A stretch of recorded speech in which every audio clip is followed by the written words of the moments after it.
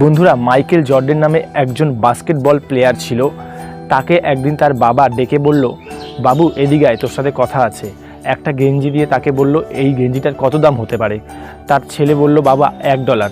তখন তার বাবা বলল, হ্যাঁ এটা $1, কিন্তু তোমাকে এটা $2 বিক্রি করতে হবে, তুমি কি পারবা?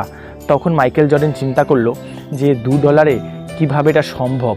তখন সে বলল, হ্যাঁ বাবা আমি পারবো। সে কিন্তু বলেনি যে এটা অসম্ভব, আমি পারবো না। সে বাবার থেকে গেঞ্জিটা নিয়ে অনেক কষ্টে করে, অনেক পরিশ্রম করে একটা স্টেশনে গিয়ে সেই গেঞ্জিটা $2 বিক্রি করে এনে বাবাকে বলল, বাবা আমি পেরেছি। তারপর তার বাবা বলল, $2 বিক্রি করেছো, সাব্বাস, এইবার তুমি এই গেঞ্জিটা $10 বিক্রি করো, তুমি কি পারবা? মাইকেল জর্ডান বলল, $10? হ্যাঁ বাবা আমি পারবো। মাইকেল জর্ডান কিন্তু বলেনি যে আমি পারবো না বা এটা অসম্ভব। সে কী করলো, একটা বন্ধুর সাথে আলোচনা করে সে পরিকল্পনা করলো, গেঞ্জিটার মধ্যে একটা মিকি মাউসের স্টিকার বসিয়ে সে বাচ্চাদের স্কুলের সামনে গিয়ে বলতে লাগলো, একটা দারুণ গেঞ্জি আছে, কেউ কি নেবেন? এরপর একটা বড়লোকের বাচ্চা সেই গেঞ্জিটি নেওয়ার জন্য জিদ করলো এবং সেই গেঞ্জিটি $10 বিক্রি হয়ে গেল।